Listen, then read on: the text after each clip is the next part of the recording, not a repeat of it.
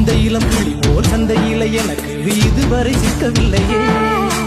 என்னழகு ரசிக்க என் நெருப்பை எனக்கு திட்டவில்லையே.